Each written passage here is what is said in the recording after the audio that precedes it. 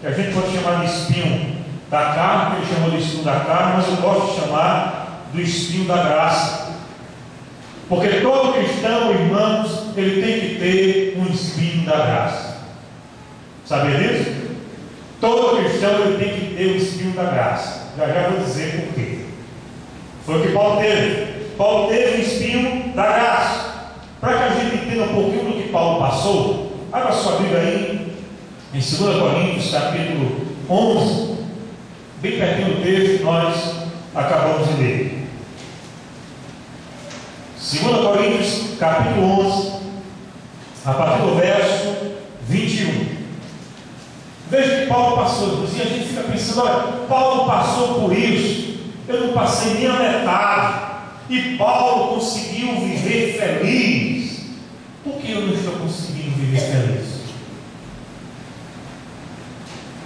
Todos acharam? Amém, meus queridos? Verso 21, Paulo diz: para minha vergonha, Deus admitir que somos fracos. Paulo não tinha vergonha de ser isso, não. Todavia, naquilo em que todos os outros se atrevem a orgulhar-se, falando como louco, também eu me atrevo. Ora, são eles hebreus, eu também sou. São israelitas, eu também sou. São descendentes de Abraão, eu também sou. São servos de Cristo, eu ainda mais. Me expresso como se tivesse enlouquecido, pois trabalhei muito mais. Fui encarcerado mais vezes. Fui açoitado mais severamente, em perigo de morte várias vezes. 5 vezes recebi dos judeus 39 açoites. E na sua versão diz uma quarentena, 5 quarentenas menos uma, que dá 39, né? 40 menos 1 é 39. E Paulo recebeu isso várias vezes. 5 vezes. Quantas chicotadas você já levou? Não estou falando se você, né? Você é marido, se você apanhou da mulher, levou uma chicotada, não, né? Mas quantas chibatadas você já levou por amor do Evangelho? Paulo levou um monte, mas veja o que ele diz ainda: 3 vezes eu fui espancado com varas, uma vez fui apedrejado. E aí ele foi tão severamente apedrejado, irmãos, que deram Paulo como morto. Você já passou por isso?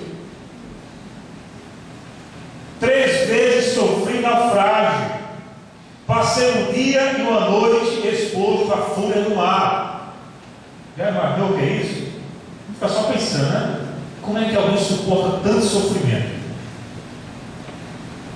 Muitas vezes passei por perigos em viagens, perigos em rios, perigos entre assaltantes, perigo entre meus próprios compatriotas, perigo entre gentios, perigo na cidade, perigo no deserto, perigos no mar, perigo entre falsos irmãos.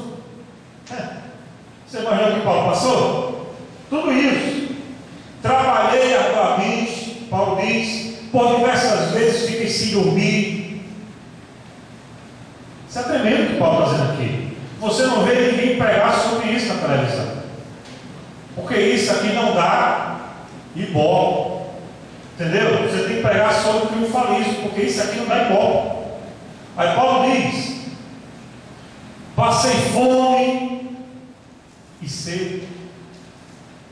É mais um apóstolo dizendo hoje na televisão: eu sou apóstolo, mas eu passei fome, passei sede, estou fraco.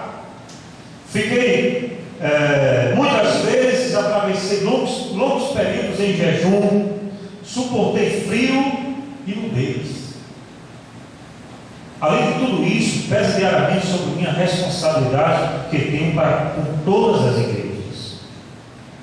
Ora, quem se enfraquece, eu semelhantemente não me sinto enfraquecido. Quem se escandaliza, que eu de igual forma não fique indignado. Se portanto devo me orgulhar, então seja nas atitudes que revelam a minha própria fraqueza. Isso aí, irmãos, não tem sido o oposto que se prega, não? Qual pastor, qual pregador hoje ele se orgulha na sua fraqueza. Você conhece algum? Até agora não vi. Eu estou aqui, quer dizer que eu sou isso, eu faço isso, eu sou fraco, eu quero me orgulhar da minha fraqueza. Não, porque quem é que vai dar crédito a uma pessoa assim? Ele tem que contar só bênção, não é? Só prosperidade, que é para as pessoas verem que ele realmente foi o homem que Deus está abençoando. E se Deus está abençoando aquele homem, Deus vai também, né, nos abençoar, que alguns pensam. Contudo, Paulo aqui é justamente o oposto daquilo que se prega. Paulo diz: se eu tenho uma coisa que tenho que me orgulhar, e eu digo para vocês, irmãos, Paulo tinha, humanamente falando, que se orgulhar.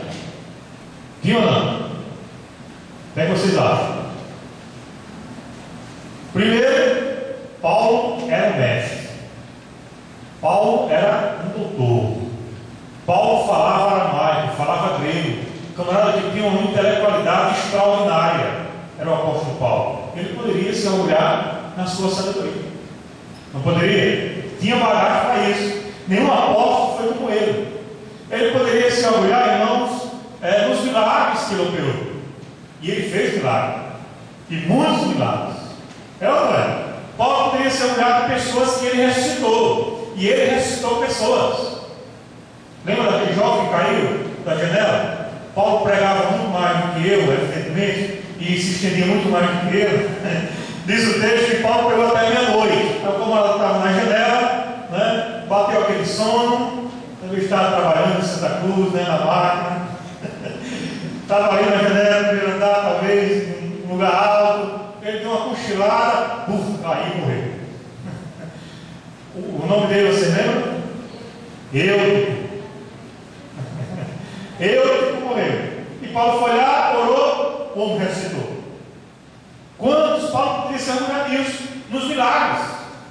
Como muitos hoje se orgulham, né, pelos milagres e fazem propaganda dos milagres. Paulo chega na igreja de Corinto, ele poderia fazer propaganda dos milagres aqui à vontade. Aí eu disse que eu acho, né, totalmente uma coisa louca, que a gente não acostuma ver isso. Paulo diz: eu vou me orgulhar, mas eu vou me orgulhar, sabe de quê? Das minhas fraquezas. Não é interessante isso, irmãos? É ou não é? Eu vou me orgulhar da minha fraqueza. Se eu tenho que me orgulhar de alguma coisa, eu vou me orgulhar das minhas fraquezas. Porque na igreja de Corinto, e aí Paulo escreve também por causa disso, tinha pessoas, apóstolos e pessoas pregando contra Paulo e se orgulhando daquilo que faziam. Entendeu? O oposto de Paulo. Paulo olha para a igreja de Corinto, tinha gente se orgulhando de milagres, de Deus ter usado essas pessoas, de ter acontecido determinadas coisas na igreja, e eles estavam ufanados, orgulhosos, e dizendo: Paulo é um Zé Ninguém. Paulo, não dei muito crédito a Paulo não, porque o milagre acontece aqui. O milagre acontece aqui no nosso culto. Quando eu prego, o milagre acontece. Aí Paulo diz: é assim, eu vou fazer o oposto. Eu vou dizer: meus queridos, eu vou me orgulhar, mas o meu orgulho é na minha fraqueza. O Deus e Pai do Senhor Jesus, que é bendito por toda a eternidade, sabe que não estou fazendo, ou não estou falseando a verdade. Graças a Deus, não quis existir Paulo, que Paulo não falseava a verdade para ter vantagem nenhuma. Louvar o Senhor, nome do Senhor por isso. Foi isso que a gente viu lá quando a gente deu estudo sobre a lei e a graça, não é? Paulo não admitia nada além do Evangelho. Se tivesse alguma coisa fora do Evangelho, Paulo dizia: seja maldito, seja amaldiçoado aquele que prega uma coisa fora do Evangelho, mesmo que seja o anjo que desça do céu. Se for o anjo que desça do céu, está lá em Gálatas. Se ele pregar o Evangelho que seja diferente daquilo que a gente tem pregado, seja amaldiçoado, seja maldito. Isso é sério, não é? Como a igreja brasileira está precisando de homens assim, que não negociem o Evangelho para ter qualquer benefício. Mas infelizmente hoje muitos têm falseado o Evangelho, falsear a verdade para ter alguma vantagem. Infelizmente. E aí, entrando no capítulo 12, é preciso que a gente tenha 2 pontos na nossa mente. Primeiro, que experiência com Deus não implica em ausência de crises. O que é que eu quero dizer com isso? Você pode ter várias experiências com Deus, ser um homem, uma mulher muito usado por Deus, e isso não vai te impedir que você tenha algumas crises. Eu já tive várias crises, muitos já tiveram várias crises, eu sei disso. Quantos aqui não chegaram a ponto até de perder quase a sua fé? Eu creio que muitos. Sim ou não? Quantos já assim? Será? Será que é verdade? Será que eu estou no caminho? Será que realmente, Jesus existe mesmo? Ou será que nunca subiu alguma dúvida no teu coração com relação a isso? Será que o Evangelho é verdade mesmo? Será que não é como alguns dizem por aí, quando você foi escrito por homens? Cada um passa crises, cada um tem as suas crises. Não é verdade? Amém ou não? Todos nós passamos por crises. E graças a Deus que até hoje o Senhor tem nos sustentado. Paulo passou por crises terríveis. Por momentos que ele pensava que iria até perder a sua própria vida. Mas ele disse que Deus continuou sustentando o seu servo até o final. Você acha que Paulo sofreu quando ele estava lá no mar? Olha para um lado para o outro, só vendo água. E agora? O que é que vai ser de mim? E agora? Cadê Deus? Você acha que Paulo sofreu quando ele estava levando as chibatadas, onde arrancava um pedaço do couro dele, por a carne? E alguns não aguentavam nem 39 chibatadas, alguns morriam antes. E Paulo sustentou, Paulo aguentou. Aí vemos os camaradas da igreja que Paulo é desprezível. Por isso que Paulo é Paulo. Paulo não admite essas coisas. E aí, eu quero que você entenda isso. Experiência com Deus não implica em ausência de crise. A segunda verdade que a gente tem que já trazer na mente é que às vezes Deus permite que Satanás aflige os seus eleitos com um propósito definido. Às vezes nós passamos por aflições, como Jó passou, porque Deus permitiu. Não foi assim? Deus permite que Jó passe por aquelas lutas terríveis. Isso significa o que, irmãos? Que se hoje nós passamos por lutas, dificuldades, problemas, angústias, significa dizer que tudo que nós passamos é porque Deus permite. Saiba disso e já deixe isso na sua mente, em nome de Jesus. E aí Paulo escreve essa carta principalmente para defender o seu apostolado. Alguns falsos apóstolos estavam aí, porque Paulo trata aqui no capítulo 11, dá tempo para a gente ler, do versículo 1 até o versículo 15. No versículo 11, 16 em diante, que a gente viu aqui uma parte, aqui o apóstolo defende o seu apostolado a partir dos sofrimentos que ele experimentou pelo Evangelho. E outra coisa, isso foi promessa de Deus para ele. Sabia disso? Quando Paulo se converte, aí o Senhor diz a Ananias: este vaso que eu vou mostrar o quanto se deve padecer pelo meu nome. É uma promessa de Deus. E Deus tem promessa para você também, para mim. Jesus tem promessa para mim e para você, meu irmão. Que promessa é essa?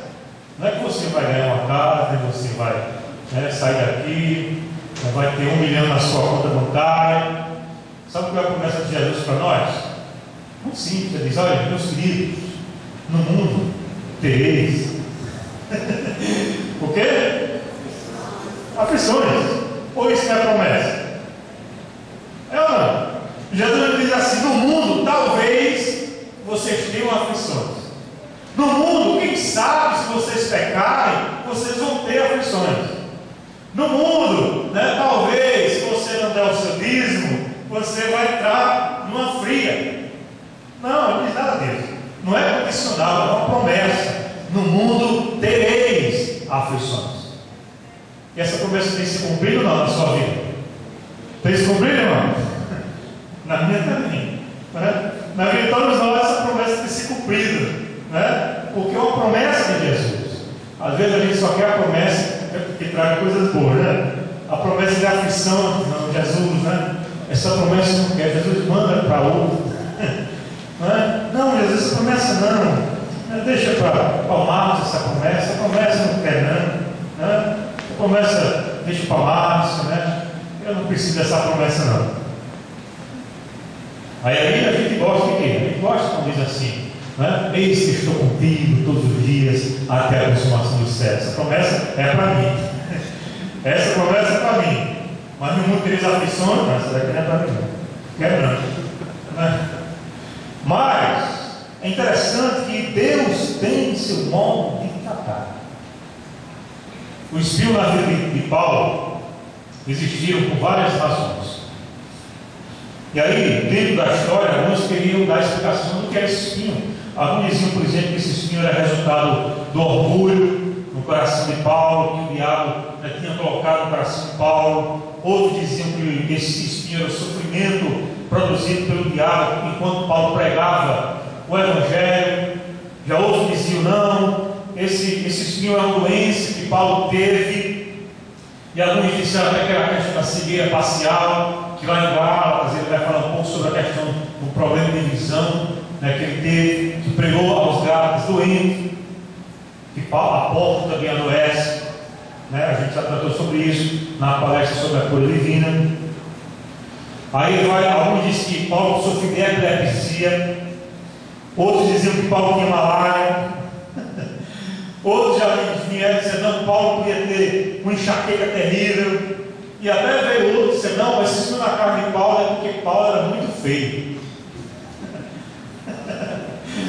Né? Paulo era muito feio. E diz até no historiador que Paulo, né, a aparência dele era muito vistoso, assim. Ele não era um modelo. Né? Ele era baixinho, ele era calvo, a barba muito cerrada, e ele tinha as pernas tortas. Mas viu o apóstolo Paulo assim? Como ela chegasse assim, olha, né? Um baixinho, careca, com as pernas tortas. A imagem é desprezível, não? É num parâmetro, né, humano. Às vezes a gente pensa, não, o apóstolo Paulo, né, era um camarada, um morenaço, né, 1,80 m de altura, né, um cara muito vistoso. Quando chegava, já chamava a atenção. Não é nada disso. O apóstolo Paulo. E aí alguns começaram até a dizer, inclusive a primeira carta de Paulo fala sobre isso, a primeira carta de Paulo aos Coríntios, né, com relação ao desprezo pela pessoa dele, pela pessoa que ele fala, pelo físico dele, né, dizer, não, isso aí, esse baixinho é fraquinho demais, isso é mais Apolo, né? Apolo já tem nome de Deus, né? Apolo acho que era quase um genequinho assim, né, da vida.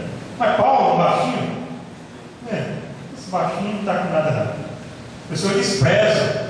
É interessante dizer, as pessoas desprezam às vezes a aparência. É ou não? Às vezes tem pastor que é desprezado pela aparência. Né? Às vezes chega um pastor para concorrer na igreja, é um pastor de Deus, um camarada consagrado, é um camarada meio feio. Ela diz, não, esse pastor, gostei muito dele, não. Isso aí não me agradou muito, não.